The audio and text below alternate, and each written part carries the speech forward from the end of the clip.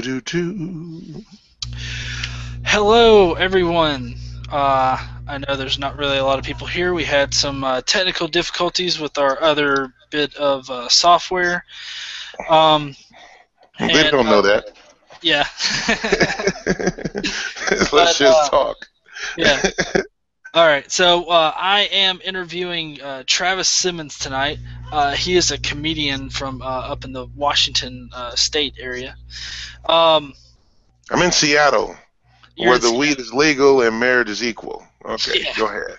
All right. Go ahead. All right. Well, let's see. When Travis writes material, his goal is to change the world one joke at a time. Taking time and working meticulously on the construction of each joke ensures that Simmons's material is crispy, compelling, and authentic. One of the greatest compliments was having an audience member come up to him after a show and tell him, "You made me smarter." Born in Milwaukee, Wisconsin, Travis Simmons is a TV addict from way back. His mother says he didn't know how to tell time at 3 years old, but he knew what the clock looked like when Sesame Street was coming on. His first crush was on Maria. His comedic journey began back in 1997 at Seattle's Comedy Underground. The night before, he had gone to an open mic just to watch, saw a few people perform, and thought to himself, "Hey, I can do that." He went home, wrote a few jokes, and went back the next night. His first words on stage were, "What if Darth Vader was a pimp?" He has performed up and down the West Coast and some of the flyover states. He got second place in the 2013 Big Sky Comedy Competition and second runner-up in the Seattle International Comedy Competition. Currently, Simmons is in post-production of his first documentary, "Weed is Safer Than Alcohol." Filmed at 2014's HempFest in Seattle, Washington, he is recording his first comedy album with Uproar Records at the Seattle Comedy Underground January 2nd, 3rd, and 4th. Next week.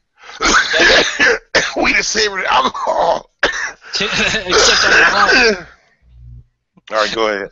Except on your lungs. Yeah. I gotta figure out a different way to do this. Give me some edibles. I got some weed popcorn sitting over there. Oh, that sounds awesome. Yeah. All right, so first question up tonight, just to kind of get us into the conversation, is what religion were you brought up in? I was brought up as a religious mutt. I went to a Lutheran school 1st through 8th grade.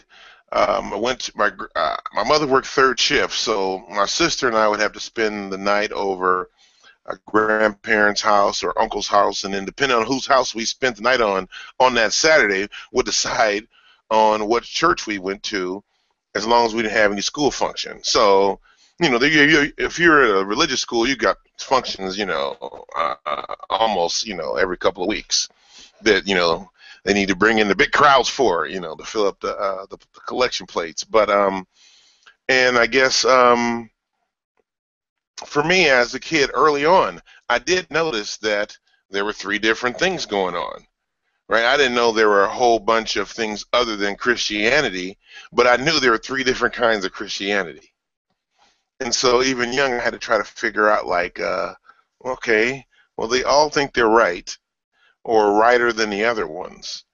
And so I got to maybe figure out which one is right. And I noticed, like, little differences, like, one of them, they might, to baptize you, they might pour a cup of water over your head.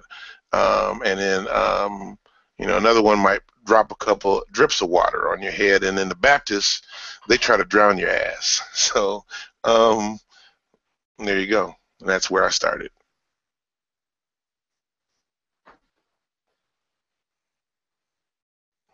Can you hear me at all? Yeah, I can hear you. Sorry, I was trying to get the link shared around. Oh, I could have kept talking. It didn't matter. But go ahead. What's your next question? Um, was it going off of what you had just said? Was it kind of confusing for you growing up, or did you guys like not take religion all that seriously, or? Just recently, I thank my mother for not being so into the religion that she was trying to scare me with hell or the devil all the time. I've noticed that that's one thing that really gets people stuck or keeps them stuck is a in being indoctrinated at an early age, 4 or 5 years old, that there's a devil, that there's a hell to be afraid of, there's a savior to be needed.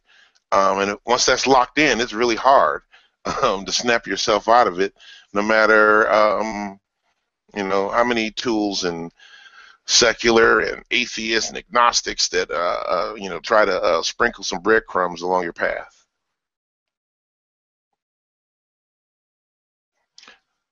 I can keep talking. Sorry, I keep moving away from the hangout to try to get people to watch. But that's okay. I could do that too, but we can keep talking. Just give me another question. Yeah. Did you have any I guess unique experiences while you were in the faith? I know that you said that what you do you had mean by been to, unique experience? well, you had said that it really depended on where you stayed at as far as Maybe what that church helped you went me. to. Maybe that helped me because it showed me there was three different kinds of show. You know what I Yeah. mean? There's the three different kinds of shows. Like I said, once again, in the bio you read, I'm a TV addict. So I'm a kid. I love TV. I'm tall. My mother said that, I'm 3 years old, but I'm tall as kids that are 6 and 7. So people would see me and they would start talking to me, and I would just talk right back with them. So I've been doing this for a while. I'm a Tiger Woods of talking. Well, I mean, for me personally, I know, I grew up Catholic, and a pretty unique experience for me was First Communion, because they have this whole ritual thing down of you've got to get this cross drawn in the center of your head with with ash, and then you had to go through this ceremony and everything like that. I guess by unique experience, I was really meaning was there anything that was unique to each church that you noticed growing up or anything like that? Well, like I told you, the baptism part. Other things that were unique. Yeah, I mean, um, the Lutheran Church was primarily a white church, and the school was. And when I went there in first grade, it was 90% white. The other two churches were, 95% black, if not 98% black. And I going through my head right now, I don't remember anybody white there. So I didn't want to say 100% black, but it was pretty 100% black. And the songs were different. This, the black churches, whether it be Methodist or Baptist, the songs were even if it was a sad song, it was a happy tune. You know what I mean? I mean they were. You know what I mean? They're making put it like this: you're staying awake. You can fall asleep in a Lutheran church during a song. You can't fall asleep in a Baptist church during a song. You know what I mean? Yeah, when see, I went to private Catholic school when I was growing up, and we had to go to mass I want to say it was every Friday and every Sunday. So every Friday and Sunday, we would, no joke, sit through about 30 minutes of just the blandest gospel music. Not well, I don't even. It was literally just like reading out of a book to just a general tune that somebody banged out on the piano, and it was very hard to stay interested and awake. And I remember, trying to. I remember doing things to try to keep my attention. I remember it was in church where I learned how to cross my eyes. I sat there the entire time in church, and I just got my finger right here, and I went like that the entire time to learn how to do that. And so yeah, I can imagine. Now, I haven't really been to a sort of like a really I guess invigorated church service. So I'm used to the Lutheran or the Catholic kind of bland thing. Um, Hmm. so Yeah, and I guess, I guess the Lutheran thing also helped me because the Lutheran is based off the Catholic, and Martin Luther having 95 things that he figured out was wrong with the Catholics. That's pretty good. That's a good start. 95 things that he doesn't want to agree to anymore. I like that. I mean, there's a lot of things that we could probably come up with, 95 or so things that we could disagree on about, right? Uh, yeah, I can think of a lot of things, but so that probably helped me a lot. Okay, here, crazy, unique things that nobody else has. So that Lutheran school I went to, that was 90% white in the first grade. By the eighth grade, it was 80% black. Okay, not making that up at all. And the unique thing that happened that would be crazy that nobody else could even believe, but it was a true story. During Lent, we would have to walk to the church during the school day, go there for a Lent service, and then come back to the school, walk back to the school. Probably like 4 or 5 blocks. The whole school, first graders, all the way through eighth graders, in a line, marching. Well, on this particular day, on the way back from the church, we all broke out in singing the Sugar Hill Gang. Rapper's Delight. That's how old my ass is. And because it was right when it was out for the first time. And yeah, that was probably it for that school. Because how you have a school that's 80% black and a church that's still 90% white? That's rough. You know what I mean? Even the church, added over the years, so there'll be some more black members in there. But it ain't the same kind of show. And here I'll tell you something else different about. Now remember, this is in Milwaukee, Wisconsin. And another thing different about the churches is this: the black church. You don't know what time the black church might end. Okay, the black church, it might end. It could end at noon. Or noon 30. It could end at 1 o'clock. Right. Okay, you might not get out of there at 2 o'clock sometimes. Right. But the white church, they didn't go that long, okay? But the white church during football season when the Packers were playing, it ended at 11:45, okay? Because the game came on at noon, Milwaukee time, okay? The Packers come on at noon Milwaukee time. They are not gonna, you know what I mean? Because otherwise the men ain't gonna come. They figured that out. You see what I'm saying? Black church, keep going past the collection plate around the third or fourth time, and then you lose all the men. That's one of the reasons why you don't have men at the church. Can you cuss on this? yeah. Oh, that's one of the reasons why you don't have black men at the church, because the pastor be fucking up the game. I was gonna say so in Wisconsin they put football above God. That's Of course, they put cheese above God. In Wisconsin, what are you talking about? There's a lot of things that are above God. Here, so one of my new jokes on my new album is, what do people love more, the lottery or the Lord? Okay. I'd probably go with the lottery. Yeah, I've met people who won the lottery. I ain't met no one that has even heard shit from the Lord, right? You know what I'm saying? I heard some people, right? I mean, groups of people who won the lottery. I get their work. They all put in $1, and then they get a bunch of tickets, and they won the lottery as a group, right? But has any group that ever heard from the Lord? There's no group that's heard from the Lord at all. Well, no, don't ask the Mormons that. Well, hey, I got one guy a while ago. I have a question for you as a Catholic, but you don't have to answer. It's a rhetorical question in the beginning line of a joke. I'm just saying that so I won't break rhythm. Here we go. I saw a picture of the Pope, and I was wondering, Why is he wearing a hat like that? Because you don't have one. If you don't have one, he's in charge. I figured this out when I was watching Whitney Houston's funeral. The black preacher giving the eulogy was not wearing a black preacher's shiny suit. He was wearing a Catholic cardinal outfit with like the red sash across the middle. And I'm like, why is he wearing that? He's Baptist.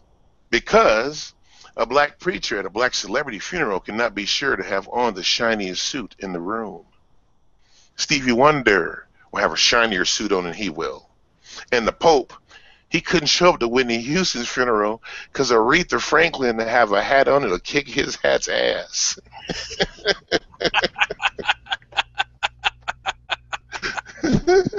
Right? Yeah. Right?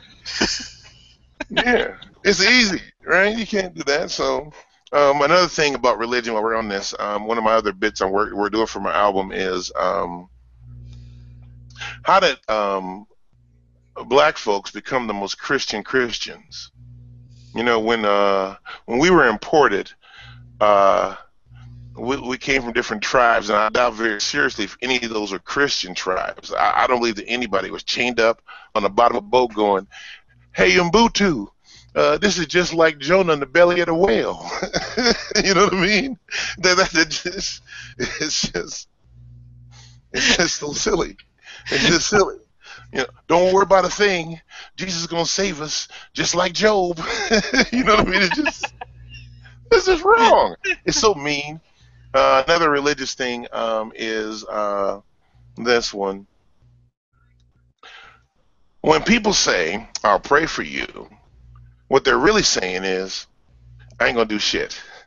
I might close my eyes and think about your ass for a little while, but I'm gonna do nothing." Okay, I'm not. I got no. You know, I might think about you next time, but I'm not. I probably got stuff to pray for me. You know, I'm not. I don't really have that much time. You know, I might mention you to the Lord just in case.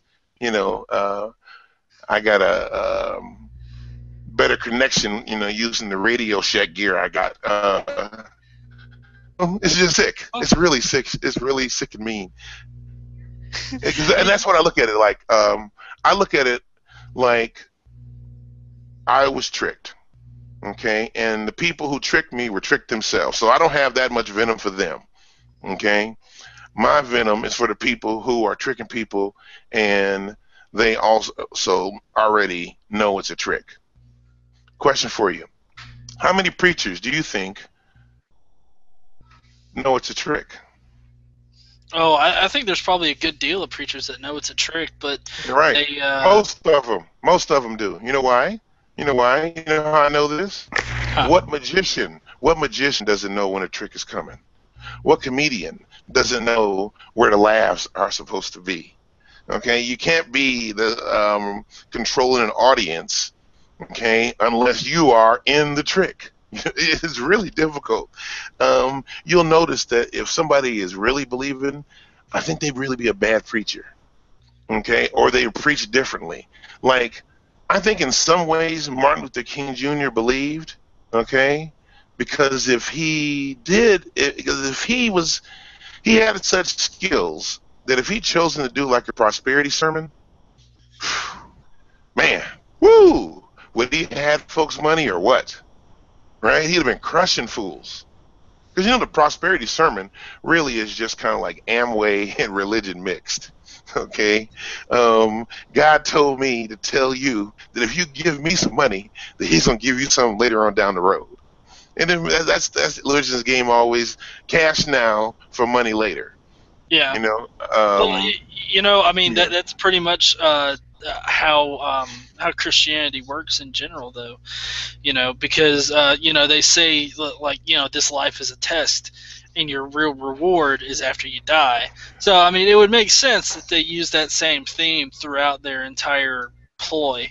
You know? But see, that's the trick. So I've been like studying Robert Greene Ingersoll. Do you know anything about him? Yeah. Do you? Yeah. Okay. Do you know? Okay, so I'm telling you right now, here, secular world, if you have not studied Ingersoll enough to know, like, have like, some of his arguments, some of the things he said about different things in your Rolodex, you're messing up. Okay. I didn't cuss there on purpose just because I wanted it to be able to be played more.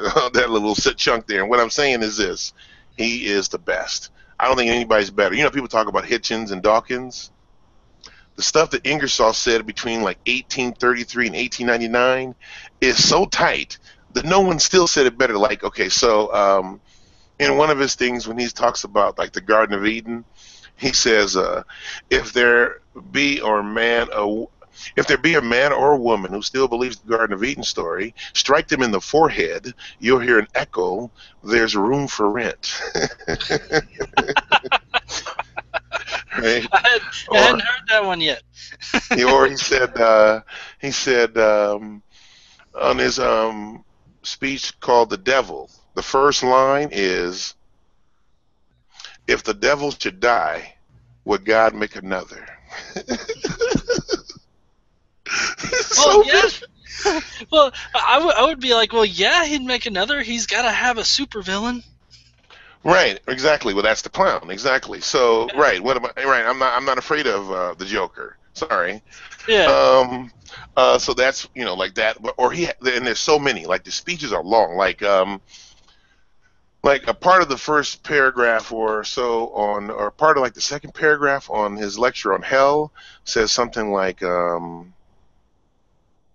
every religion in this world is the work of man. Every book was written by men. Men existed before the books. If books had existed before man, I might believe there's such a thing as a holy book. Or he'll say stuff like, why should I allow that God to tell me how to raise my kids who had to drown his own? It's just, you know what I mean? Or he'll say stuff like, if I didn't want someone to eat my apple, then I wouldn't put them in my orchard. He's saying stuff like that. Or he'll call when we're just referring to the Genesis in general, he'll call it, the story about the mud man, the rib woman, and the walking, talking snake. Okay. Well, Or one more real quick. He said, just imagine the creator of the universe holding a bone in his hand, trying to figure out whether to make a blonde or a brunette. That's gonna be a tough decision right there. Mm-hmm. What you gonna do? I mean, he is a beast. It's like not even there's how can I put this? In all the lectures, the things he says about women's rights in the 1800s, he said, the man that believes that men are superior to women cannot use himself as an example. Huh. Yeah. Okay. I see I can see your eyes darting. You're working. Yeah. Sorry. No problem. I'll just tell you another one. He said the ministers say. Let's see here. Anyway, let's ask another question. Okay. Well, actually, I was going to add on to one of the things that you said. Every time that I'm here at home and I make ribs, I always kind of make a small joke. If it's been enough time, I'll make a small joke. I'll post on Facebook or something. I'll say, I'm making a plate full of women. No, ribs. I mean ribs. Oh, yeah. Another one you can do is, hey, I don't think ribs get to talk. Or you can do that, or you can do that in general. Or you can do, you ain't nothing but a rib. Rib's supposed to stay in the kitchen. There's all kind of angles to take, just to add on. You really believe you ain't a rib? You're a rib, right? Yeah, I can just imagine the look that my wife would give me if I looked at her and was like, ribs don't talk. Yeah, ribs don't get to talk. Ribs must remain quiet. Yeah, right? she said Ribs. she heard me just now, and she goes, "Dirt doesn't talk either." Yeah, but you're a dirty rib. um, okay, let's see. What kind of made you start questioning your faith? Oh, well, when somebody, I think it was the conversation I had with somebody that was, well, what happens if a baby isn't baptized? Um, will they go to hell or something like that? Or something like, yeah, yes was the answer, and I was like, okay, I'm already not believing that. You know, um, and you know what I'm saying? I think that was enough. That was enough. That was enough to To go, to get you to start questioning it? yep. So where did you go from there? Like after you started questioning it, Are did you you? asking me how I got myself out? Yeah. Okay. Um, Out. I was, true story. I was by myself at the house, and I was in the living room, and I just thought to myself, wait a minute. If God made everything, and God made hell, I really wouldn't want to be around a motherfucker making hells. He might make hell too, or devil plus. You know, I might not believe enough, and I have to go. You know what I mean? I'm not. And you add a little Joseph Campbell and a little George Carlin, um, and you're out. And then you add some Hitchens and Ingersoll and James Baldwin and um, and rather be Voltaire and Bruno and Twain, Hicks, and you mix that together with some Red Fox. Red Fox had some great ones too. You know what he said? He said he had a good one. You know who Red Fox was? The name He's one of the sounds greatest. familiar. He's one of the greatest comedians of all time. He had 75 albums. Okay, no one's close. Cosby, Carlin, and Pryor. I don't know if they have 75 albums combined. Okay, so how's that? Okay, what does that say? Made of, please Made of, help. yeah, made of dirt. Please help. That's cool. Anyways, That's sorry. Go cool. ahead. You were No, talking no. about Red Fox said, he said, I ain't sacrilegious. I was an altar boy. I found out I couldn't be Pope. No way I'm going to sit in the back of heaven. He said, ain't no way I'm gonna sit in the back of heaven. yeah. that's where God shits on the people. Yeah, it's brilliant, right? Or another one, he said, y'all did, I was the preacher. I had to give it up. I quit no 6 days to get me no fresh cash.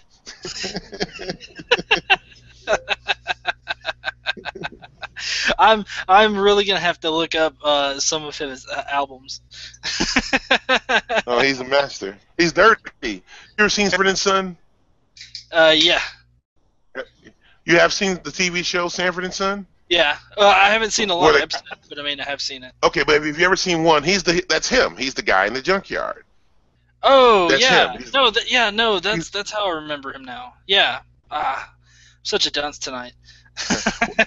Well, it's all right. No. It was a show that came out in 1972. It's not but it's played over and over again. It's one of the greatest. But people wouldn't understand. Like only comedians would understand. Watch Sanford and Son. Watch his physical movements. He's a master. He's a master, just like Charlie Chaplin or, any other silent film. Greats and Jim Carrey. Robin Williams or Jonathan Winters or even Carlin Cosby and Richard Pryor is like they're all of physical movement. Next question. Okay, so how long have you been out of faith? Like when when you had heard about? Out? You mean like out of the closet, out of the closet, or out of the agnostic closet at least? Yeah. Um, Loud about it? I don't know, 4 years. But when I say loud about it, I'm a stand-up. I got a podcast very, very loud about it. On my podcast, okay, if somebody brings up religion, we'll wear it out. But we figured out that religion and politics talk is kind of simple and easy now. Um, Republicans say do, and Democrats go, oh well. You know what I mean? And so, um, and then religion, that's small time fish. Easy. I mean, it needs to be done. It needs to be done over and over again, and people need to not, be made to accept grown people pretending without anything, not help anything. Um, and anyway, ask another question. Okay. Well, kind of. This one's kind of in relation to the last question. But how do you feel about this rash of preachers that have been going around that have been really on this whole, kill the LGBT community kind of, rant? Okay, all right. Let's see here. How can we talk about the preachers that are anti-gay? Honestly, I tell you what I think it is. I think that the anti-gay sermon is an easy, lazy sermon. Okay, it's an easy, lazy sermon, and it's also mixed with politics. And when they did the faith-based initiative, churches got some kind of funds if they were preaching, like anti-liberal issues, and that's like one of the easy ones to do. But yeah, it's just a really lazy and easy sermon. Um, I'll give you an example. It's so easy to go, God don't like homosexuality. You do that, you do a couple songs, you pass the plate. And then now look, and even if that really was how you really felt, how would that ever come up more than, once every couple of years as you go through the Bible and all the messages you need to give to, to your congregation? I don't get how they ever think how they think it all is going to work. To me, it's a losing fight. I don't know how you can do that at all. Like what for me, it's like when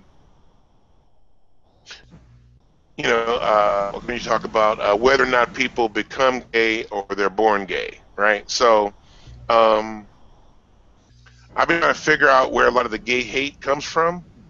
The Bible. And what I figured out is this: if you don't believe people are born gay, then you have to believe people turn gay. And you're turning gay. But nobody told you how you turn gay. So it could be anything. You could be watching the football game and they leave the camera on the huddle a little too long and you feel a tingle. That would be so fun screwing with one of these anti-gay guys. Just like talking about football in that kind of context. Mm-hmm. Yeah, because if you ever watch a football game and eat sushi at the same time, boom, you're gay. That's a guaranteed gay. That's a guarantee. That's a guaranteed way to get. Well, I was gonna say the two pastors that I'm thinking about, they actually sound like they're so far in the closet that they found Narnia, and well, preachers do preach against whatever they are doing a lot of the time. If a preacher is an adulterer and he's messing with somebody in the congregation, he's messing with one of the women in the congregation, he might preach the sermon, if anybody in here ever mess with another woman's husband, nobody should ever talk to her again. You know what I mean? He might do that. That might be the sermon. You see what I'm saying? Yeah. Here, put it like this. Look, is this. You know, it ain't hard. Like it ain't that hard. It wouldn't be that hard to be a pedophile with some kids, okay? If you really wanted to, right? Because all you'd have to do is to start a church. You build your flock. You start preaching like an anti-gay sermon, right? You at your house on Friday nights. You have ungay you. When people come over for help, you pull your dick out. You know, I would not be surprised if that was an actual thing that happened in No, the it's not past. that work. That would work. That would work if you set up the scenario to where it's bad. It's really, really bad. But let me help you get away With from my this dick. bad. And then all you gotta do is yep, exactly. Look, suck on this, Junior. You know, I got the antidote in here. Yeah. Damn. I know that people would fall for it too, because I remember a news story where I think it was down like in Argentina or something. But a pastor or preacher, he did exactly that. Like he told his congregation that his dick contained some kind of special healing something, and it had to be sucked out. Wouldn't you? Look. I tell you what I would do. I mean, power, corrupts, right? And absent corrupts, absolutely, right, or whatever how the phrase goes. If that's not it,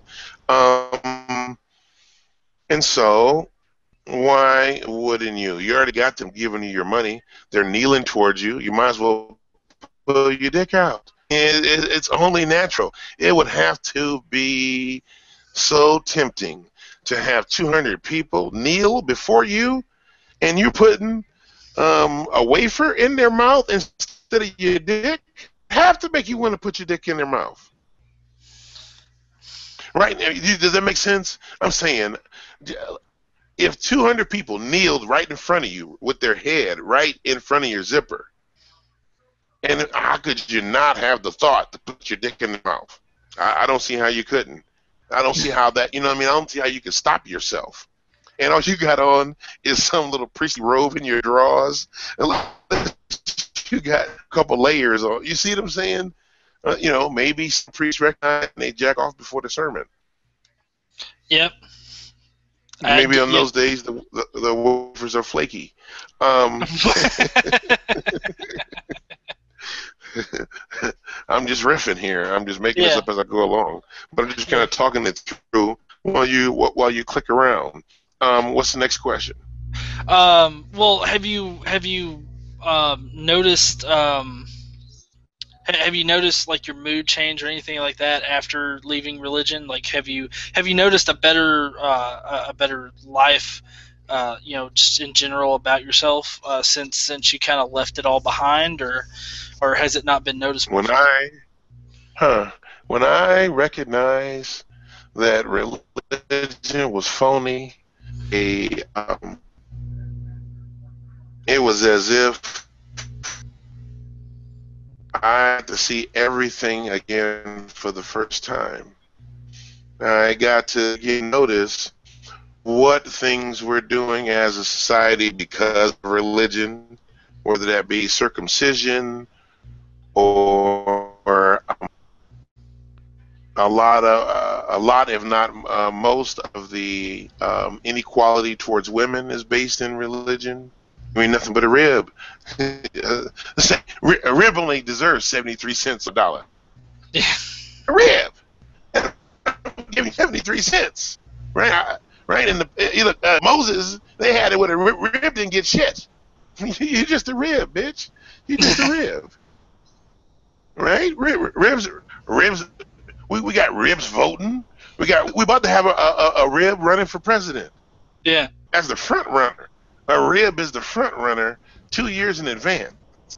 A rib. Well, yeah, and Oh, wait a minute. It ain't just a regular rib. It's an old rib. It's an old rib. You see what I'm saying? yeah. Well, Oh, one so thing. mean. Oh, so. Oh, wait a One second. thing. You got a new joke. Wait a minute. That means the election might a bush and a rib. A Oh, bunch of what? a bush and a rib. We're going biblical here. It's a bush and a rib running for president. Something really, really, really there. Okay, I'll have to figure that out later. Hey, I gotta write down a bush. Hey, notebook. The green pen. Where's the green pen? A bush and a rib. Go ahead. Ask me another. Here it is. Would you put a bush and a rib? Thank you, baby. On the bulletin board. A bush and a rib. Yeah. Uh, Oh, that's funny. Oh, that's good. Wow, I could do that. Do some Adam and Eve stuff on the album. I need to do some. I was gonna do some stuff about hell and how I was gonna do some of that. But yeah, next question. This is good. Yeah, well, no, I was actually gonna just add here that I didn't really realize until after I left religion, like how misogynistic Christianity actually was. Because like, if you just start with Genesis, I mean, it's nothing but blame the woman for everything. I mean, blame the woman for this, blame the woman for that. Even when God was doling out punishments for disobeying Him, He was like, the snake, you've got to crawl on your belly and eat dust, and the woman, you got to suffer through painful childbirth, and the guy, you've got to eat.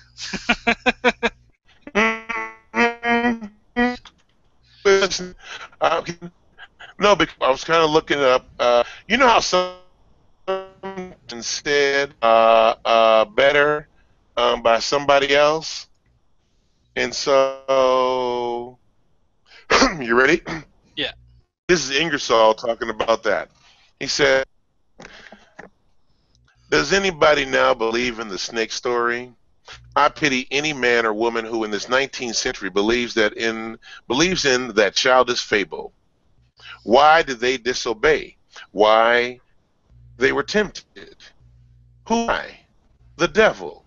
Who made the devil? What did he make him for? Why didn't he tell Adam and Eve about this fellow? Why didn't he watch the devil instead of watching Adam and Eve? Instead of turning them out, why didn't he keep him from getting in? Why didn't he have his flood first, drown the devil before he made man and woman?" How's that? Some of that is decent, Yeah. right? That's tight, right? I'm down. So thoroughly. Ingersoll. Ingersoll's Mark Twain's favorite. Oh yeah. Yeah, he was also, Walt Whitman. Walt Whitman said no one other than Ingersoll could speak at his funeral. Oscar Wilde said that Ingersoll was the first man in America.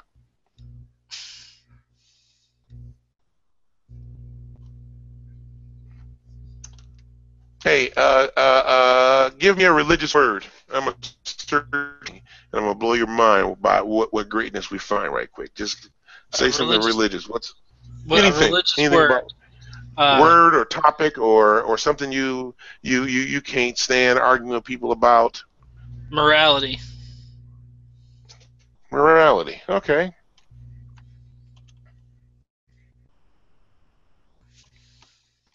All right. He says morality in here 17 times.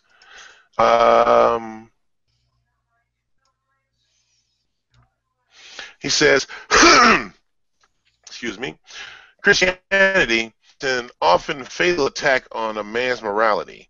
If he happens to be blessed with any by substituting for the sentiments of love and duty to our neighbors a sense of obligation of blind obedience to an infinite, mysterious, revengeful, tyrannical God, the real principle of Christian morality is servile obedience to a dangerous power. Dispute the assertions of even your priests as to the requirements, dislikes, desires, and wishes of the audience. You might as well count it.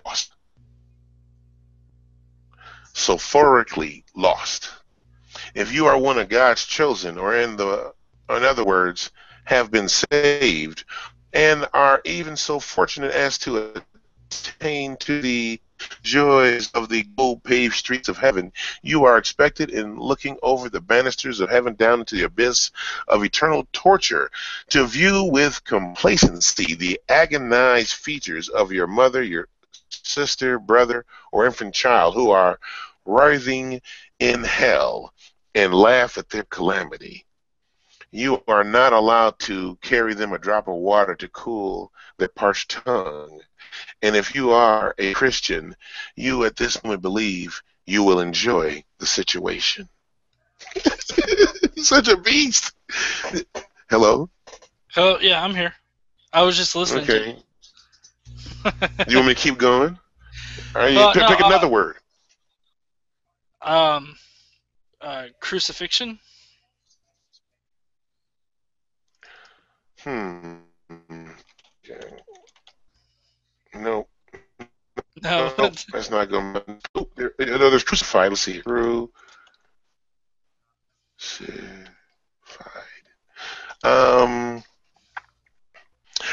It says here,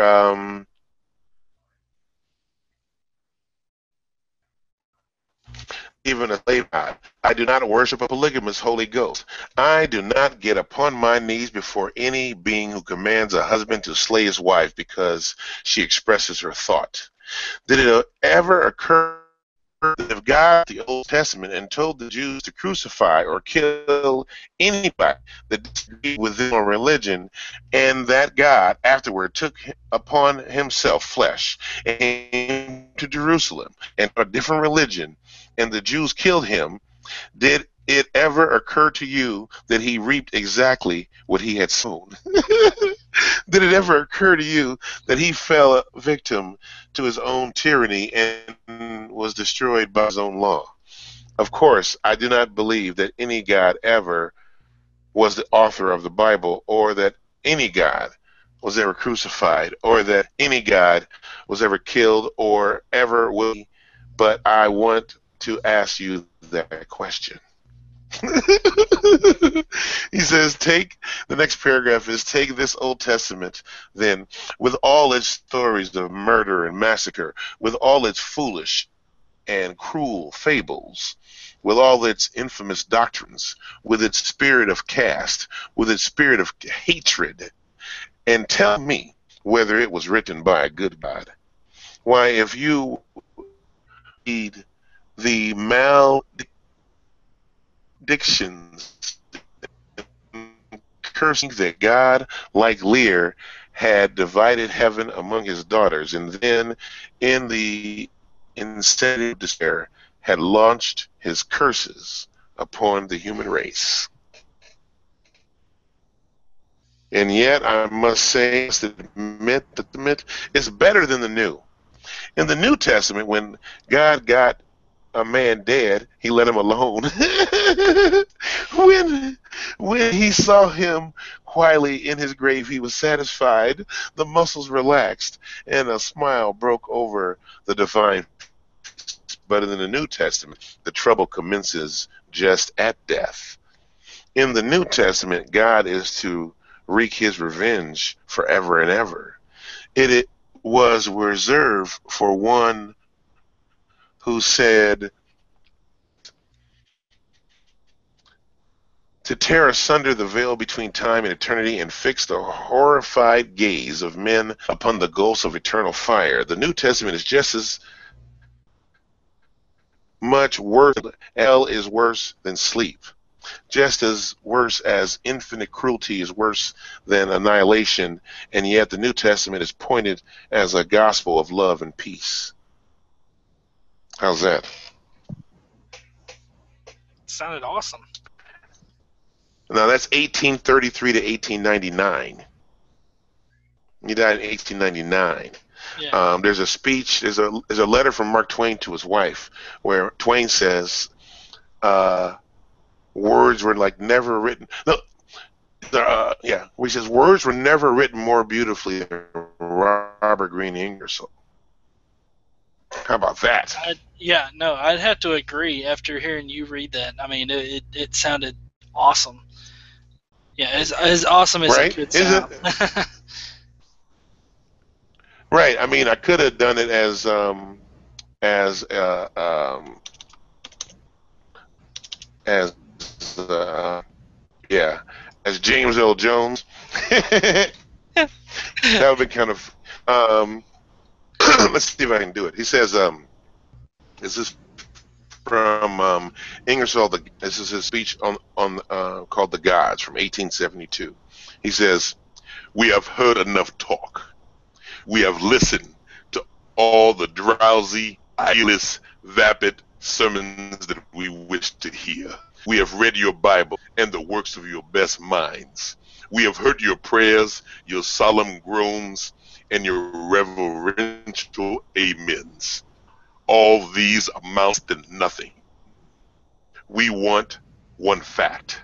We beg at the doors of your churches for just one fact. We pass our hats along your pews and implore you for just one fact. We know all about your moldy wonders and your stale miracles. We want this year's fact. We only want one. Give us one fact for charity. Your miracles are ancient. The witnesses have been dead for nearly 2,000 years. Robert Greene Ingersoll. He's a beast. Yeah. How about this last one? He said, who can overestimate the progress of the world if all the money wasted in superstition could be used and elevate and civilize mankind? From his speech, Some Mistakes of Moses. He goes through them one by one. It's such a beast. And it's like, you know what I'm saying? For someone, you know what I mean, who wants to be able to break it down for folks. Or how about the notion that faith in Christ is to be rewarded by an eternity of bliss, while a dependence upon reason, observation, and experience merits everlasting pain, is too for refutation, and can be relieved only by that unhappy mixture of insanity and ignorance called faith. Robert Greene Ingersoll.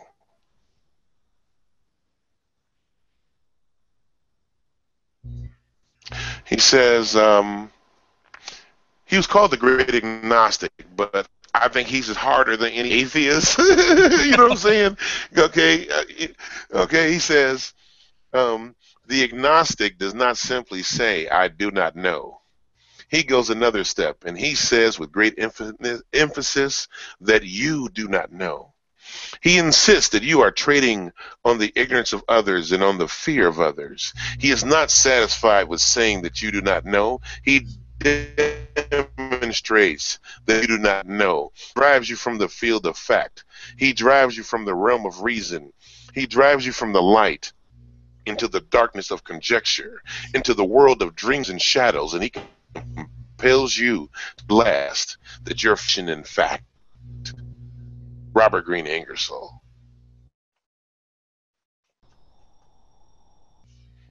He says, the churches have no confidence in each other. Why? Because they know each other. Yeah, they do. Yeah. He says, it may be that ministers think that their prayers do good, and it may be that frogs imagine that their croaking brings spring.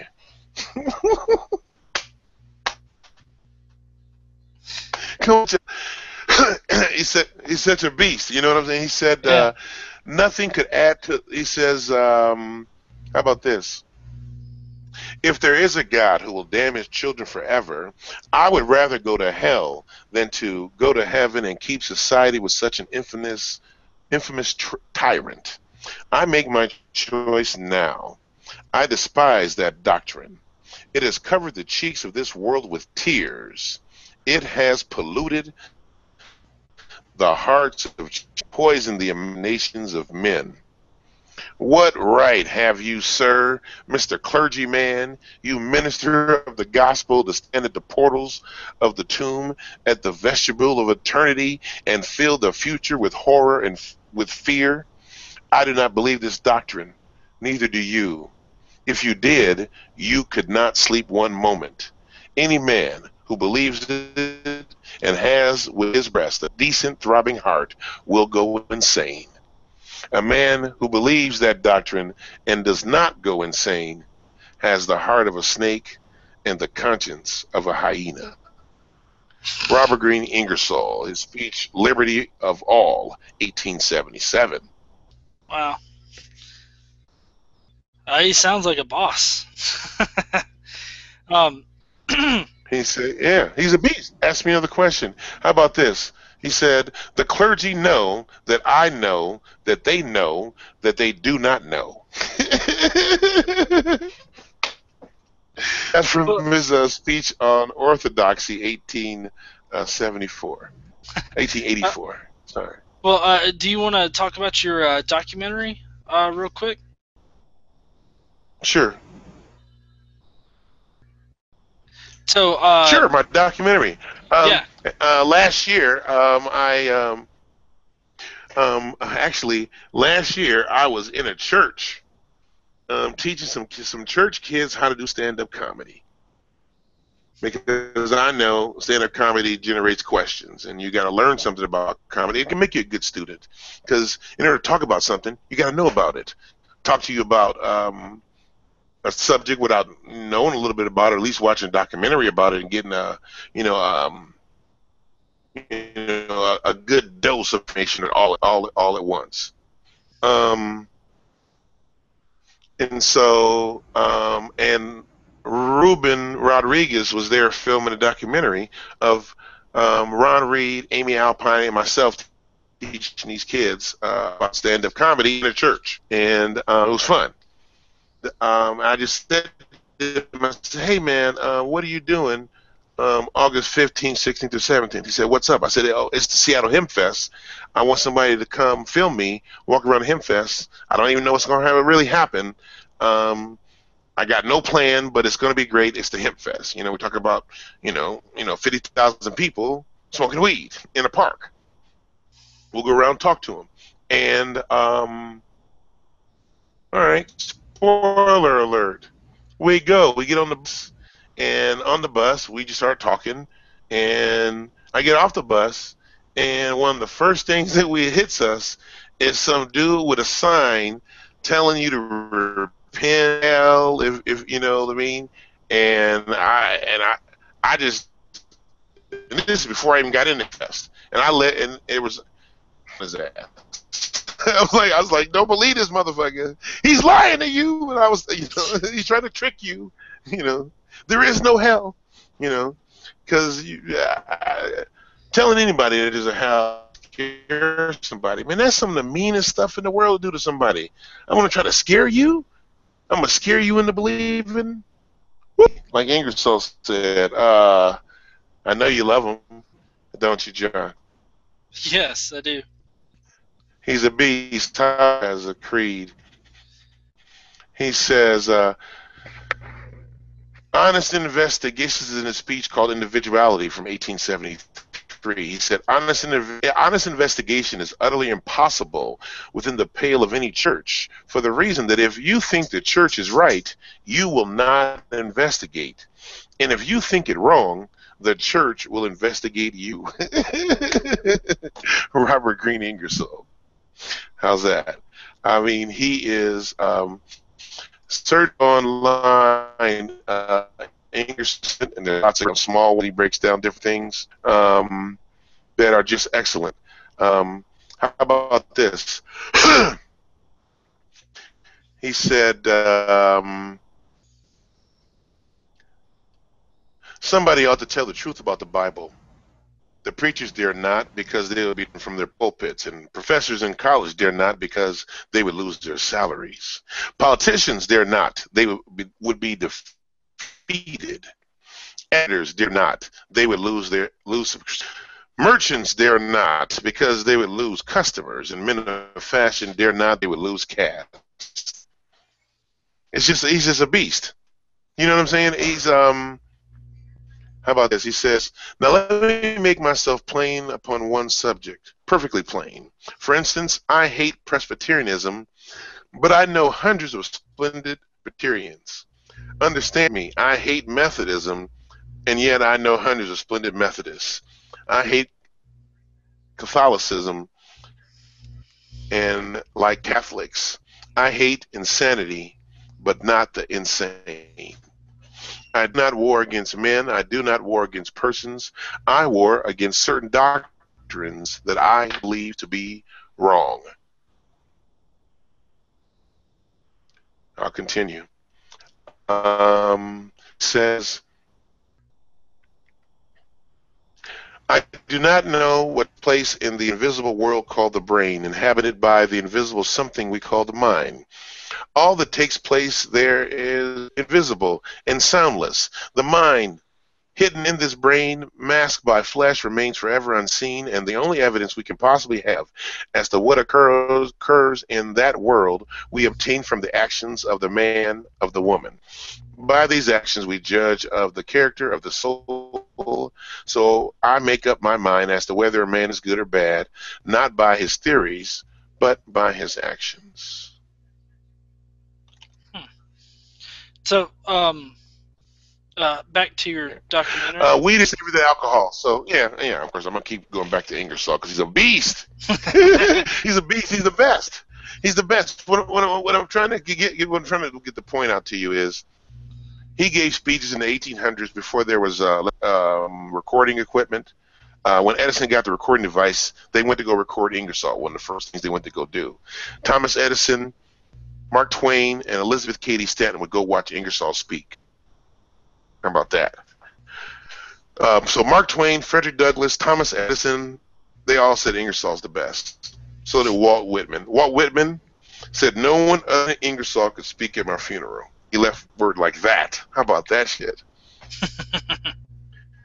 So anyway, my document. So we decided to do on the bus. A guy said he was he was Native American, and it was him and his mom, and they looked like alcohol had kicked their ass. And he said he just said out of the blue, that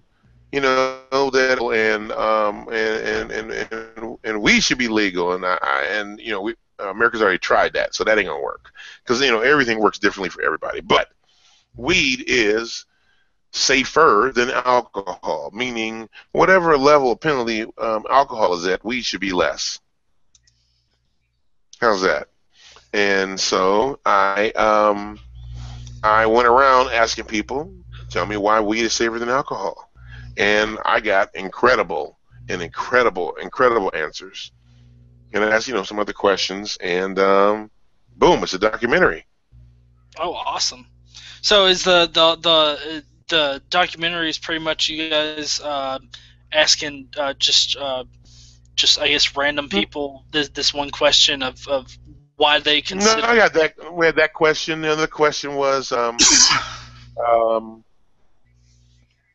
why were Colorado and Washington the first two states? And it was just different people explaining about why it was important for them. Other people wanted to talk more about not just the cannabis, but hemp, and how beneficial hemp is for all of us. And there are many other things, like in the documentary, there's a lady talking about like a weed patch that doesn't get you high, seizures. And some girl was like 11 years old and was having like 100 seizures a day, and she got the weed patch and it cut it down to 10 seizures a day. Can you imagine having 100 seizures a day? I just was thinking, your entire time would either end the seizure or recovering from the seizure. I mean, I don't see,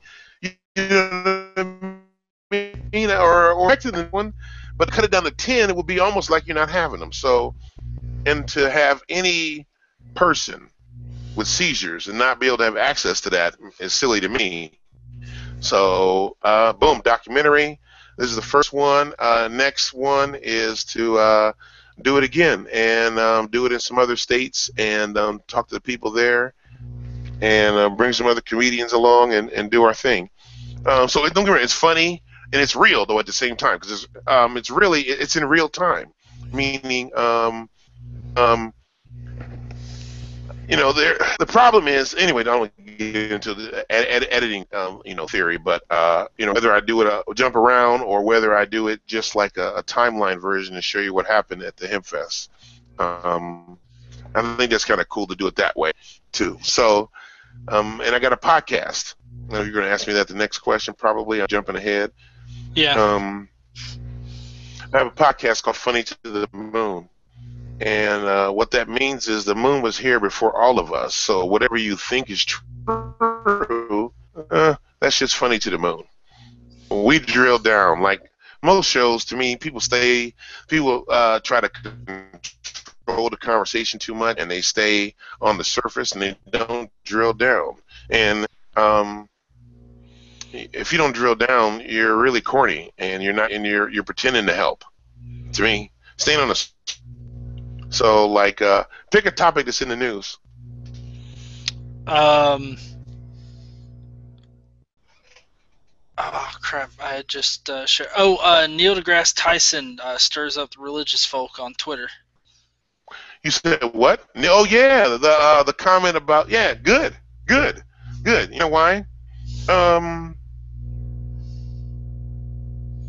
It just doesn't make any sense. Look, once you get rid of hell, you don't need a savior. Okay? And for people to take the little pennies they saved up all year and blow them all at the end of the year on trinkets and junk is so corny. If I get somebody something that's that's going to benefit them the whole year round. Well, with like for instance, getting somebody like a charger, like a special extra charger that'll charge your phone. You know what I mean? Like the extra charge. Well, everybody needs to have one of those in their purse or pockets or purse. Ask me anything. Neil deGrasse Tyson. Yeah, he had sent out a few tweets. Like one of them was talking about Sir Isaac Newton being born on Christmas Day. On this day, yeah. Yeah, and he got really mean tweets back. Like basically, like people were like, "Log off, nerd." And I was like, "Oh, so you're a jackass all the time then?" And these are people that are like, tweeting him and calling him a jackass. I thought that was kind of, out there, I guess. I mean, nothing surprises me from the religious crowd, especially on Twitter, but it just seems like, Neil deGrasse Tyson has always kind of wanted to remain neutral in the whole situation, but yet it's kind of like when science comes into it, it's like you can't be neutral because, science isn't neutral. I mean, you either adhere to reality or you don't. And see, that's what religious people get mad about, is when you don't spout something that adheres to their reality, then they get mad and they have to retaliate in such a fashion. Oh yeah, they don't want you to interrupt their delusion. It's very difficult. Yeah. Well, let's see. Do you want to talk about your albums? I know that you had mentioned previously that you had one up already, and you're working on recording another one. Yeah, here I'll give you the link to my my CD. Was it a copy? Here's the link to my CD.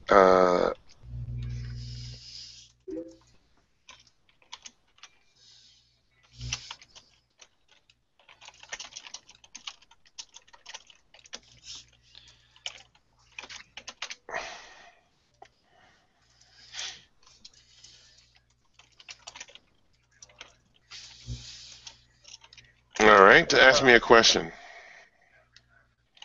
Well, let's see. That one didn't actually work. It didn't? No. The link I just gave you? Okay, maybe that's wrong. Okay, let me look. Oh yeah, it doesn't look like I grabbed it all the way. All right, so let's see where it is. Sorry. Let's see, is this it? Yep, there it is. Link. Boop, boop, boop, boop, boop. How about this? Thanks for checking that. That would be terrible. Boom. How's that? Oh, okay, there we go. Mm-hmm. Yep, I got it.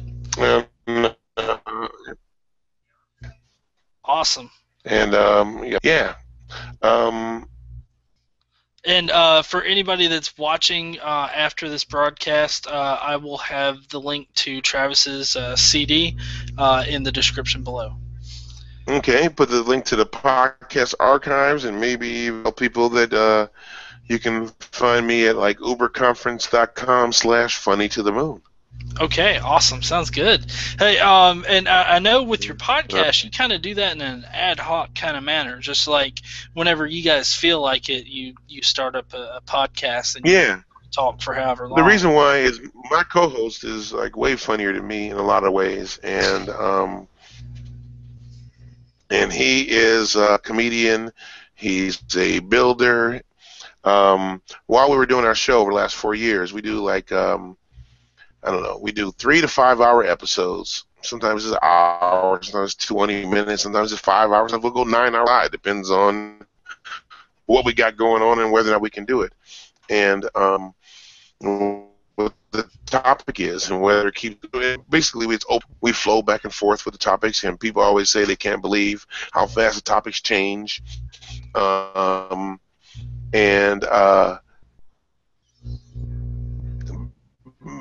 Matter what, how I even found out about Ingersoll was my co-host was watching the debate, like religious and atheists, and somebody in the question and answer period said, "Hey, why don't y'all bring up Robert Greene and Ingersoll more?" And he was like, "Who's that?" He started looking it up, and boom.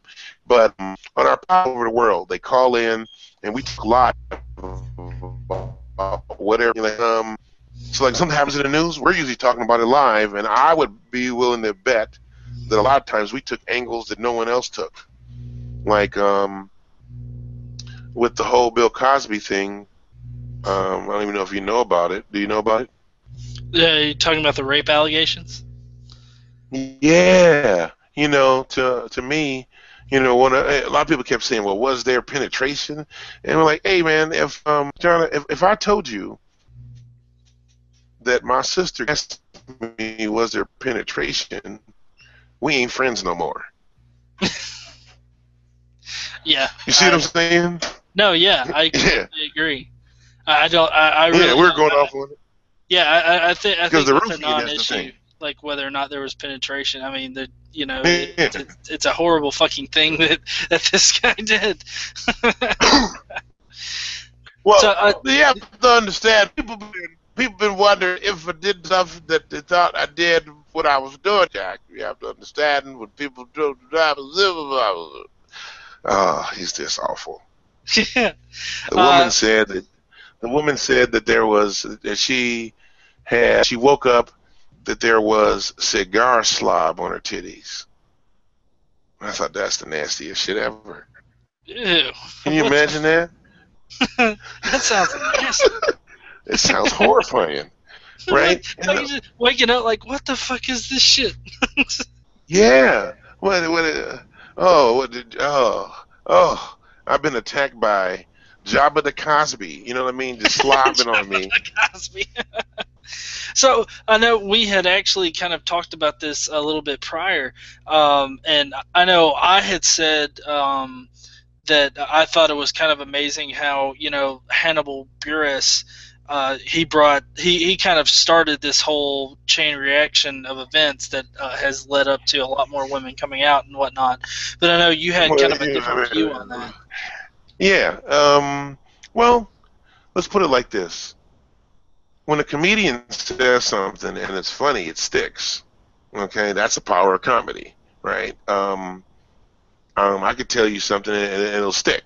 Okay, it might even change a little bit how you feel, because if it's really good, it's gonna stick in your head and you won't be able to get it out. If it's the truth. I'll give you an example of that. Okay, how can I give you? Okay, so you're in Alabama, right? Unfortunately. Okay, so here's one of my lines from my joke. I said, white privilege is an invisible steroid that oftentimes you don't know you're getting. Okay? If I get stopped and frisked, you don't know that you didn't get stopped and frisked. You see what I'm saying? It really is that simple. You gotta take it down to the base level, right? Yeah. How's that? You Yeah. know what I mean? You just or I said, I think the only way we're gonna get the only way we're gonna get the police to stop chokeholding black people to death is if the police start acting like black people are really people. But they ain't gonna do that, right? So what I'm gonna need is your help. So instead of just taping somebody getting chokeholded to death, instead I want you to yell, "Hey, stop it! He's really white and rich. That's Jimmy Fallon in a mask, motherfucker." wait, he's just got a skin disorder. Just come on, he's white, guys. It's the reverse Michael Jackson skin disorder, right? It's yeah. Don't get me started thinking of words. Well, I'd actually seen a comic that had, it was like, okay, we're going to address, how you can protect yourself if you're a black teen, and like No. basically what it did was it turned the guy like white and gave him an AR-15, and it's like, now go and point your gun at the officers. Okay, well, okay, that sounds good. How I did it is this: I said to the crowd, I want to tell you what I learned from the Zimmerman trial. If you're black, you can't dress for the weather. You got to dress for the racism in the area. And the only safe outfit is MC Hammer pants and the Bill Cosby sweater. Because then you ain't a suspect. Your ass is Sinbad. Now, I got to put on a fucking costume and shit in order to be able to go to the store. You know what I mean? It's fucking ridiculous. But even, they just had the black cops. Black cops said that they don't feel safe. Because remember, if you're a black cop, when you're off duty, you're just a black guy. Okay? You're a black guy now. You were a blue guy, now you're a black guy. Think about that. Think about why. So a black cop, in order to be safe, he got to hang out at a cop bar. You know what I mean? You got to use a official car to get home in, so people leave him alone. You know? Think about that. How about that? Oh, I got one for you. Do you know? I got a question for you. Okay. Do you know any black Republicans? I think Herman Cain. He was a No. Do you know any? Do you know him? No. Oh, you only see him on TV. I don't know if they really exist. Okay. But no, I do know they exist. I did meet one. Okay, so for a while I didn't think they existed. So I met one. But I do now know. I think I know where they come from. Oh, where's that? Well, let's say I'm a black guy and I'm in a rural area and I'm the only brother in the place, right? People happy to see me. They buy me drinks, listen to my stories. We're having a great time, right? Then another brother comes through the door and I start thinking, what's he doing here? He's going to fuck up my shit. Keep away from my crackers. Let go of my white folks. I hope he can't dance better than me, okay? Because the black Republican is trying to convince people who hate black people that he's the only good one. And I'll help you. I'll help you with them other bad ones. Right? It's the same thing as a gay Republican, right? Yeah. Here, I got one for you. What's worse? A black Mormon or a gay Republican? Black Mormon. Because he's probably Republican too. That's a good point. I didn't even think of that. The point of that joke is, how you gonna be in a group that really don't want your ass in the group?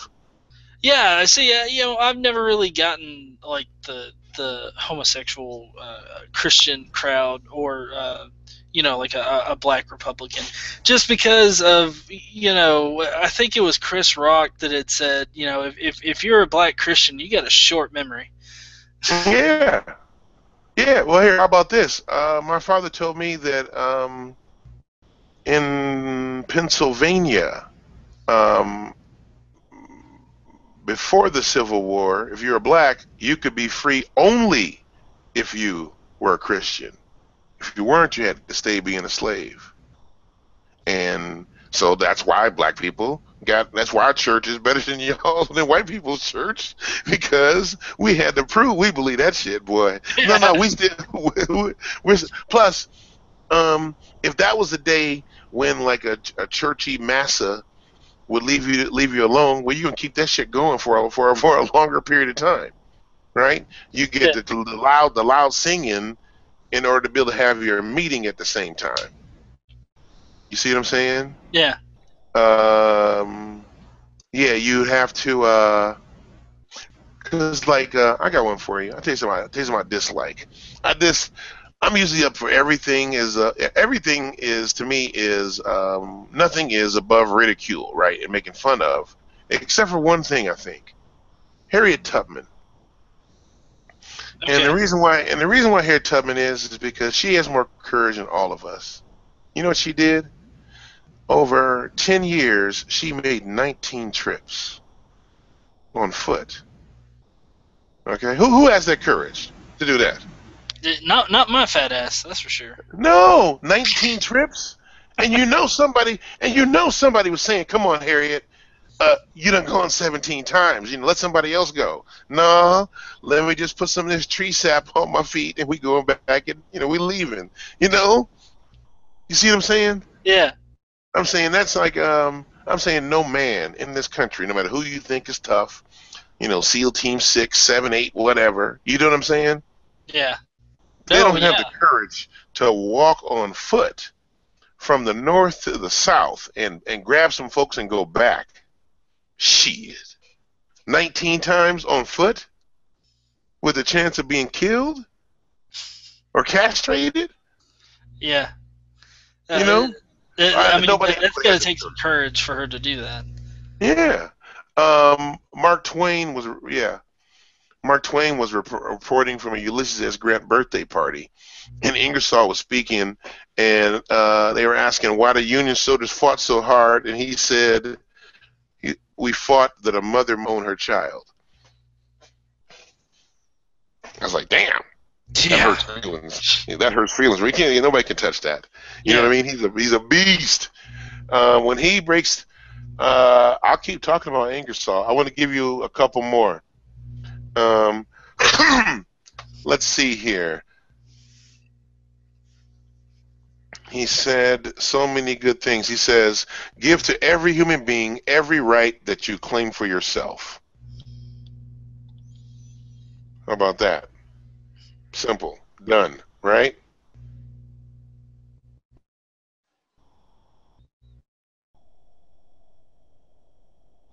Yeah. I personally, I think Ingersoll is probably one of the better writers and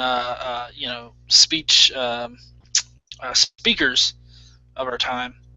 Yeah, he's the greatest American you never heard of. He says, "I am inferior of any man whose rights I trample underfoot. Men are not superior by reason of the accidents of race or color. They are superior who have the best heart, the best brain." Or, I'm a comedian, right? So basically, whenever I tell you a joke, what I'm really saying is, here's a topic we all know or should know. I thought something new about that topic, and I made it funny as I could. Does that make sense? Yeah. That's how I kind of look at this. Now, Ingersoll said, humor is one of the most valuable things in the human brain. It is the torch of the mind. It sheds light. Humor is the readiest test of the truth, of the natural, of the sensible. And when you take from a man all sense of humor, there will only be enough left to make a bigot. Robert Greene Ingersoll. Well, we're actually coming up on the hour and a half. So I was thinking you could probably go ahead and tell people where they can find you on SoundCloud and what's that? CD Baby. Yeah, I'm on CD Baby. Search my name on CD Baby or iTunes. I'm Travis Simmons. My album is titled "Funnier Than You Think." On there, I do impressions and stuff. I do the Darth Vader as a pimp on there. I was curious about that one. Yeah. Oh, Darth Vader the pimp is like. I'm losing my voice right now, but I'll try and do it. First thing ever, I walked on stage and said, "What if Darth Vader was a pimp?" And the crowd laughed, and it scared me. But I could do the voice, and it's like, "The Force is with you, young streetwalker."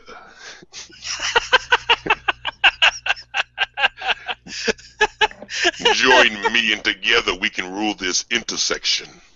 You know, it is your destiny. You know, like that. Well, yeah, but then you gotta ask for the money. It's like, where's my money? The ability to hold in a corner and not bring back my money. You know what I mean? Have you ever watched Coming to America? Yes. Okay, so James Earl Jones, Coming to America, different voice a little bit when he goes, "I've been looking for my son Akeem." You know, like that when he goes, "I've been looking for my son Akeem." You know, "I've always wondered, do you have sex with your bathers?" "I do." You know, like that kind of stuff. Or that sounds like something that John Travolta would ask. yeah. Or you seen Lion King, right? Where he goes, "You disobeyed me, Simba." Like, you disobeyed me, Streetwalker. yes. "You disobeyed me, Streetwalker. I told you to have the money here by 5. You know, I don't know what the no, I was gonna do on my album before all this Cosby controversy. I was gonna do Cosby and James Earl Jones reading the Bible together. Right? It would be like Psalms 23, like "The Lord is my shepherd; I shall not want. It makes me lie down in the green pastures."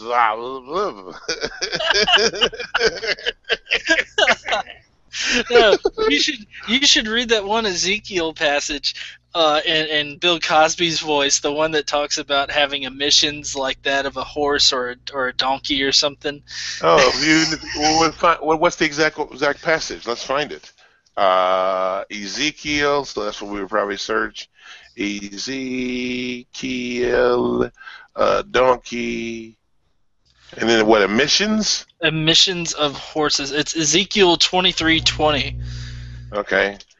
There she lusted after her lovers, whose genitals were like those of donkeys. Okay, let's see. Let's see here. There she lusted after her lovers, whose genitals were like those of the donkeys, Jack, and whose emission was that like of the horses. See, James Earl Jones might have been better for that one, right? Yeah. There she lusted after her lovers, whose genitals were like those of donkeys. You know what I mean? Yeah.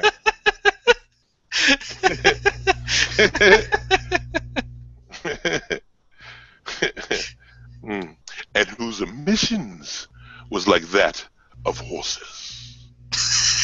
That sounds so dramatic, but it's like if James Earl Jones like narrated a porn.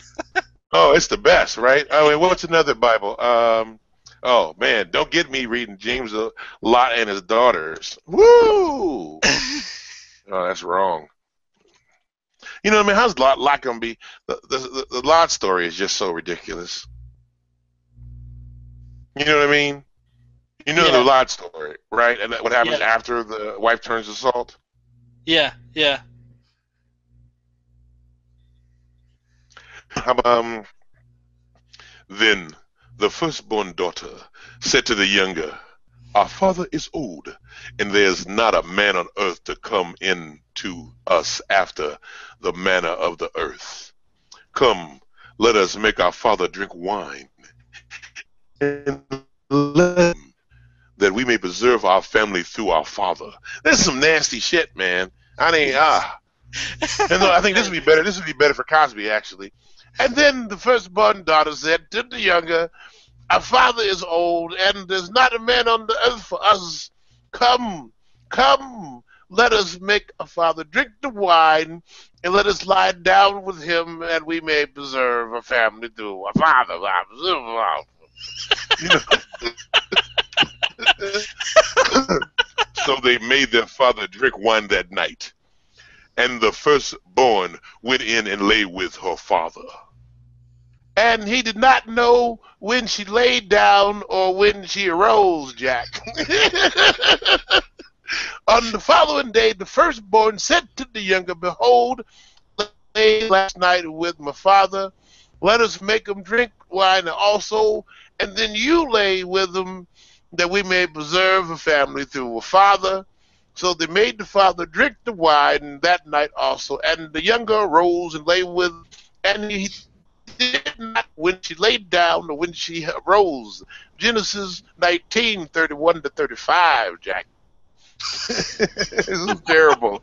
It's the nastiest shit ever. What the fuck is that? You know, there needs to be like a sidebar with James Earl Jones, and he's just kind of like, "Bill, you're killing me." Oh, yeah. I'm trying to be serious over here, and you come in with that fucking... Oh, yeah. Oh, you gotta, yes, exactly, rolling his eyes and shit. In the beginning. Man. What was it? What was it? For God so loved the world that he gave his only begotten son, that who should come down to the levels of him. It does it every time. It's a double whammy. You can do it on almost anything. It's so terrible. That's awesome. Well, okay, so you can find me facebook.com/thebigfunny. I'm Travis Simmons, the Big Funny. I got a comedian page. I got multiple pages on Facebook. I got one page called "You Really Didn't Read the Bible, Did You?" And that's like fire. And I have an Ingersoll page. It's facebook.com/Crumbling Creeds. There's also my podcast, Funny to the Moon, and there's a Funny to the Moon classroom group, which has a bunch of people who come on our podcast. Like we had on our second episode, we had Rain Pryor, Richard Pryor's daughter. Recently, we had Tony Woods, Dave Chappelle's mentor. Bam! How about that? Oh, wow. On our show. And comedians from all over the world call in and we'll riff on jokes right there live on the show. It's hilarious. So we had my guy Ty Barnett, who was like second place on Last Comic Stage, been on like the last 110 episodes, popping in, hanging out with us over the holidays. So there you go. We talk about any and everything from questions like, what's the difference between a feminist and a humanist? Answer: there shouldn't be one. How's that? Is that a good way to take it? Yeah, I would completely agree with that. Yeah. There shouldn't be, but apparently there is. Shouldn't be. Shouldn't be. There shouldn't be. I mean, don't get me started there. But I mean, don't get me wrong. I will wear out someone saying women don't deserve equal rights as hard or harder as anyone. You know what I mean? I'll wear that out. But if you get to the man bashing stage that all men are the same, and you treat me like some generic man, I'm not taking that. Much like I'm not a generic black guy. I'm not a generic guy.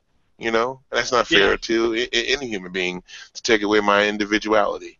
No, yeah, I completely agree. I hate the kind of blanket statements that a lot of people make. Yeah. Yeah. Who else is doing James Earl Jones and Bill Cosby? Nobody. Nobody, Jack. Nobody.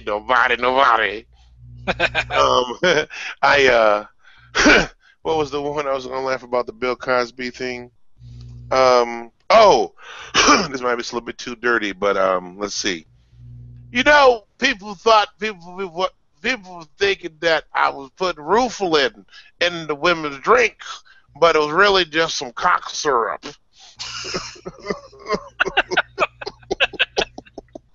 That's so rotten. Do you understand how dirty that whole concept is? Yeah. There are 30 people saying this man did this, and people still are iffy. Yeah. Now, don't get me wrong. I mean, it could be all a lie, but it's blowing my mind because I couldn't get 30 people to lie on me if they like me. Yeah. Yeah. No, right? Yeah. Plus, he said nothing, and Bill Cosby is the king of explaining shit. You know what I mean? He's been the king of explaining shit. He can tell you why people need to pull the pants up. Well, you know what I mean? He can tell you all kinds of stuff about other people. I remember in, Eddie Murphy's Raw Yes. stand-up. You know, he apparently called Eddie Murphy and like gave him a whole spiel about being appropriate and whatnot. And Right. I just thought that was funny. I have to apologize to Eddie Murphy because I was telling Eddie Murphy not to say the things that I was doing, Jack. It's just so ugly. It's so ugly.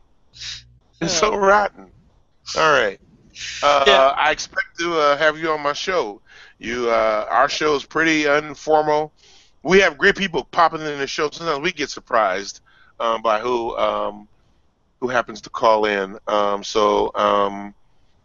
Because we do open topic, and we post the link for the phone, and people just call in, and they're just in. I don't screen the calls, and because we're comedians, all right. You're not gonna be able to heckle me over the phone. I'm not afraid of you. So like we have people come up and say all kinds of stuff, and we're like, okay, what else you got? You know what I mean? You're not gonna bother me. You're not gonna. Plus, we do 5 hours. You're not scaring me. Nothing you can do that's gonna bother me on the show. Yeah. Hecklers live and in the moment. Yeah, no, I was definitely going to try to catch one of your shows the next time you guys fired it up. And let's see. Matter of fact, as soon as Sarah goes to bed tonight, we'll probably fire it up. We'll probably do a late night. I'm gonna continue with my review of The Interview and the new Chris Rock movie. Oh yeah, I love The Interview. Personally, I don't know how you felt about it, but see, I'm a movie watcher from way back. Okay, so I need a good movie, man. You have to understand my bar of what is a 3.5 is what somebody's 5 on a scale of a 4. Does that make sense? 'Cause I've seen so many movies. Like, okay, give me an example. Compare The Interview with Coming to America. I'd have to go with Coming to America just because right. I love. It's not even close. It's not even. You know what I'm saying? It's not close. I mean, it's Coming to America is John Landis. It's a masterpiece. You know what I'm saying? Think about it. It is a movie with all these black people, but they don't really talk about being black. They're just being people. Except for that one part when they do the Miss Black Awareness pageant. Right? Well, no, I thought the part with the hair glow or whatever. I thought that part was pretty funny. Well, no, that's hilarious. No, I'm talking about, but that wasn't like a black thing. That was a hair thing. Well, no, yeah, I didn't mean specifically a black thing. I just meant but I'm saying the only time they really mention it at all, like the whole time, is just a love story. It's the prince coming to find a queen in a new land. Is basically what that story is. It's a very generic story, and then the king has to come and get his son. You know what I mean? And to check on things. He thinks his son's in trouble, and then the king has to talk to the bride's husband, and it's basic. It's basic story. Story stuff. Anyway, Or I mean, like The Interview for me, I thought. When I decided to compare something to the Chris Rock movie, and I thought that, without giving any spoilers, I thought that the use of some of the cameos were really spectacular. You know what I mean? The, Were really the Chris Rock surprising movie. cameos, and I was no. And both movies did some things that were great with the cameos. Okay, Yeah. I mean, I mean, come on, Chris Rock movie. Uh, I mean, in the interview, what you had, who were the cameos? You had a cameo from a few different people in the, in those different scenes, like those Springer type scenes, right? Right. Yeah. And Eminem was the first one. Eminem is spectacular, right? Don't Yeah. spoil it for everybody, but yeah, it was great, right? And so, um, so now Eminem, and who else did they have in there? Rob Lowe. Rob Lowe, and a few other folks, right? So in the Chris Rock movie, he had Kevin Hart, Cedric the Entertainer, Seinfeld, Adam Sandler, Whoopi Goldberg, Huh. and JB Smoove. How's that? Wow. I'm Yeah, gonna have to catch. I'm gonna have to catch the Chris Rock movie because I don't think I've seen. I haven't seen that one yet. yeah, isn't that crazy? Oh, and he had the dude from Workaholics. Which one? Which dude from Workaholics is in the Chris Rock movie, Sarah? Anders. I don't know him by name. Okay, yeah. What's? Well, you just give me one name, baby. Give me the full name, please. Oh, so you don't know him? Okay, he's one of those guys on the show. He Yeah. had that guy in the show, Rosario Dawson. Um, a lot of people. So anyway, it's something to check out. I think Yeah. there's a lot of similarities in the movies, because basically, the Chris Rock movie is about an interview. Ah. Yeah. So Yeah. yeah, two movies were basically about an interview. Yeah. Basically, Rosario Dawson is a reporter asking him about interviewing him, and this other movie is what's his name? James Falco, is that his name? James Franco. James Franco. James Franco. He did a good job in that. I thought they did both a good job on that. As far as what kind of movie, I like the movies that used to be in the past. A lot better. I thought they were. Well, Have you ever I seen like them? Yeah. I like the Like what's comedy movies of the past, like Coming to America, and a bunch of those. Yeah. Just because they seem to have I don't know. I don't know. Maybe it's just because I grew up on them or whatnot. No, no, But you're right. You're right. They don't make comedies like that anymore because yeah, movies are now for an international audience. If movies now sometimes make 60 or 70% of their money overseas, they have to be for an international audience. Like, give an example, Superman. hmm Superman. Um, Superman used to be with Christopher Reeves is funny. I mean, there's some laughs in there. Okay. Superman 3, they wanted to be so funny, they added the funniest man ever, arguably Richard Pryor, into the yeah, movie. You know? yeah. Um, I loved his character in that movie. Uh, yeah, I Richard think Pryor. he was probably one of my favorite characters of Yeah, all the original Superman. that's funny. He's one of the greatest. Well, he's the greatest comedians of all time. And if you just search Richard Pryor deer hunting on YouTube and watch that video, and it'll blow your mind. Somebody telling a story about going hunting with his father, and it's master level storytelling. I teach stand up as well to other comedians, and show them how to do it a little bit better, and not just comedians, but just general people who talk and speech, and how to add some humor into what they do. And I always tell them, I cannot make you funny, but I can show you how to be funnier. Yeah. All right, how's that? Sounds good. All Well, right, there's a show. yep.